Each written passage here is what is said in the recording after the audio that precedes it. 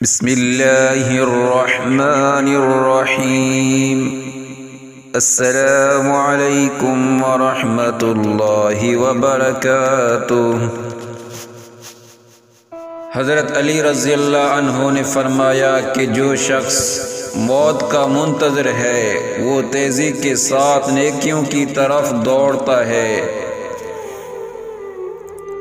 اگر کوئی تم سے بھلائی کی امید رکھے تو اسے مایوس مت کرو، کیونکہ لوگوں کی ضرورت کا تم سے وابستہ ہونا تم پر اللہ کا خاص کرم ہے۔ اگر کوئی آپ کی فکر کرتا ہے تو اس کی قدر کرو، کیونکہ دنیا میں تماشائی زیادہ اور فکر کرنے والے بہت کم ہوتے ہیں۔ زندگی کے ہر موڑ پر صلح کرنا سیکھو، کیونکہ جھکتا وہی ہے جس میں جان ہوتی ہے، اکڑنا تو مردے کی پہچان ہوتی ہے۔ اس شخص میں ہرگز دلچسپی نہ لو جو تم سے دوری اختیار کرتا ہو۔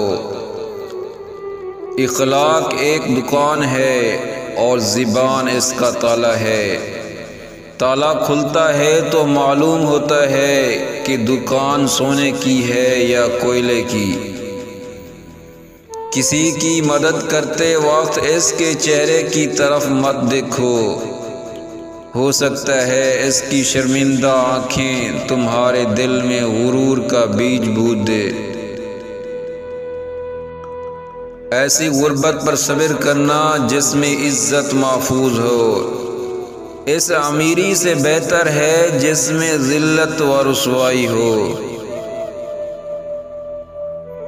بھائیوں کے حقوق ضائع کرنے سے اللہ تعالیٰ اپنی رحمت کے دروازے بند کر دیتا ہے، اور برائی کرنے والوں کے ساتھ بھلائی کرنا ایمان کے کامل ہونے کی علامت ہے۔ حسد بیماریوں میں سے سب سے بدترین بیماری ہے۔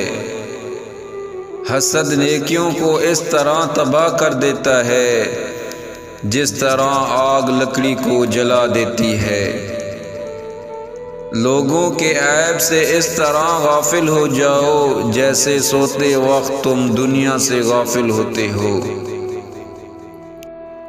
اگر توکل سیکھنا ہے تو پرندوں سے سیکھو کہ وہ جب شام کو واپس جاتے ہیں تو ان کی چونچ میں کل کے لیے کوئی دانہ نہیں ہوتا۔ اللہ جب کسی بندے کو نیک بنانا چاہتا ہے تو اسے 3 چیزوں کا عادی بنا دیتا ہے۔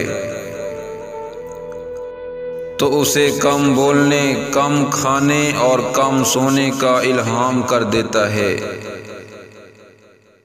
جیسا کہ ہم سب ہی اس بات سے بہت ہی اچھے واقف ہیں کہ حضرت علی رضی اللہ عنہ کے جو بھی اقوال ہیں وہ آج تک ہمارے لیے مشعل راہ ہیں۔ ہم ان اقوال پر عمل کر کے ایک بے مثال زندگی گزار سکتے ہیں۔